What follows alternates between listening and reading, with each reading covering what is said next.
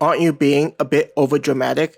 Naylor said gruffly, as though not wholly buying what the branch manager stated about how much danger the city was in. Celine quickly turned her head towards the dwarf, hissing, "What do you think you're doing?" Naylor harumphed at Celine, not caring about how the branch manager took his words. "Dwarves," Raoul said while rolling his eyes. Mim also didn't seem pleased by his comrade's attitude. Seeing how the dwarf was behaving and the reaction made by the two elves, James was curious about whether there was some kind of behavior that the dwarves were well known for. He looked at the branch manager, slightly worried that the woman would be angered. What surprised them was how Tanbi smiled and gently shook her head. "I see that your people have yet to abandon their directness."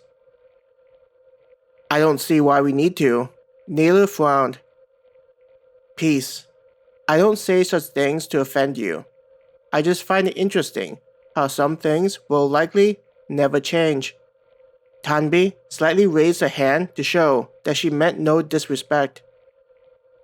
"I actually appreciate those aspects of your people. I find it easier to deal with compared to the other races." Celine and Raoul's face turned slightly red as if embarrassment by Tanbi's words. "To answer your question, I wish it wasn't just a case of me being overdramatic.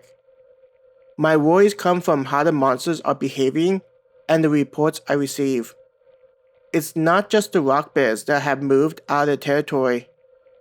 I have the paperwork that paints a picture that monsters all over the region, and possibly even neighboring regions, are moving outside where they normally would be located. Even monsters that typically were nocturnal are hunting when the sun is still up." Tanbi sighed as though thinking back to what she had heard from other parts of the area. "How large is the region?" Kate asked. Peter, next to her, nodded in curiosity. Tanbi took a moment as she tried to think of an answer. She said, "It would likely take more than several months to reach the border, possibly shorter if you didn't stop and drove your horses to death." James's eyes widened in surprise to learn how large the region was.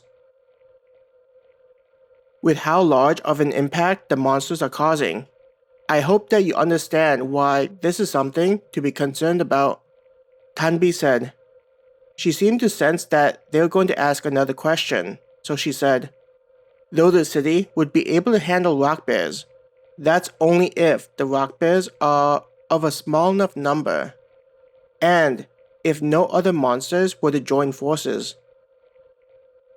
It was clear that the walls were designed to hold off threats from small groups of monsters, even if they were stronger than the adventurers present. But the walls were never designed to hold back an army of them. If enough monsters decided to attack the city, it was clear that there would be nothing they could do to stop it.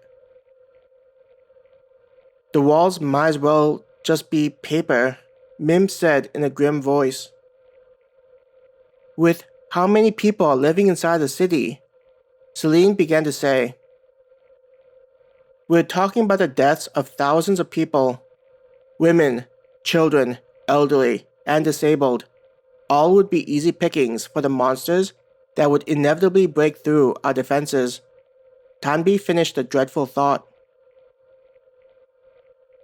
James felt his legs become weak. The lack of rest on top of the image of thousands of innocent people being devoured was almost too much. He felt stomach fluids trying to come up from his throat.